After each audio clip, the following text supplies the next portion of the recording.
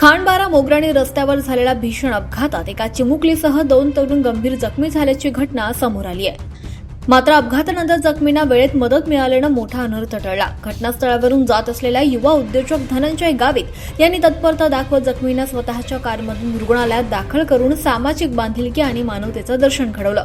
मिळालेल्या माहितीनुसार नवापूर तालुक्यातील कोठडा येथील कमलेश कोकणी, अविनाश कोकणी आणि 6 वर्षीय क्रिता कोकणी हे लग्न समारंभासाठी मोटारसायकलनं जात होते।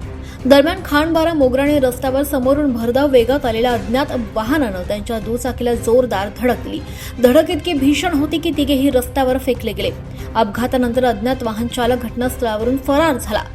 अपघात पाहताच परिसरातील नागरिकांनी घटनास्थळी धाव घेत मदतकार्य सुरू केलं।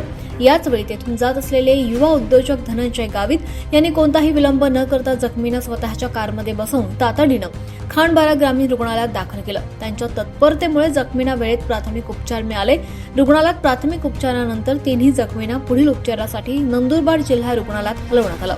सध्या त्यांच्यावर उपचार सुरू असून परिसरातून त्यांच्या प्रकृतीसाठी प्रार्थना व्यक्त केली जाते।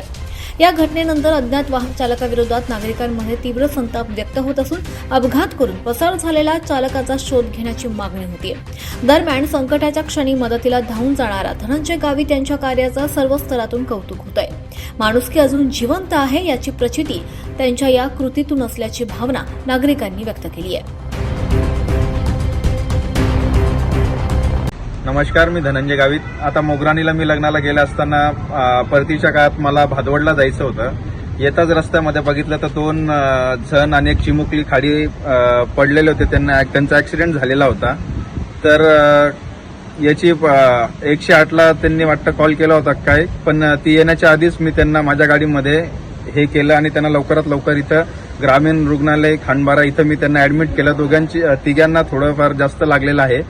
त्यांची प्रकृती थोडी चिंताजनक आहे, तर मी त्यांना इथे ऍडमिट केलं आणि पुढच्या उपचारासहित डॉक्टर आता सांगतील त्यांना काय करायचं काही नाही। जर कोणाच आपल्याला असं कुठे आढळल्यास आपण पण आपल्या पर्यायाने कोणाची वाट न बघता आपल्याकडे जर 4 व्हीलर असेल किंवा कोणत्याही पद्धतीचं वाहन असेल त्याच्यामध्ये त्यांना आपण आणू शकतो कोणालाही, तर आपण अशा प्रकारची सहायता केली पाहिजे असं मताचं मी असं सांगून थांबतो।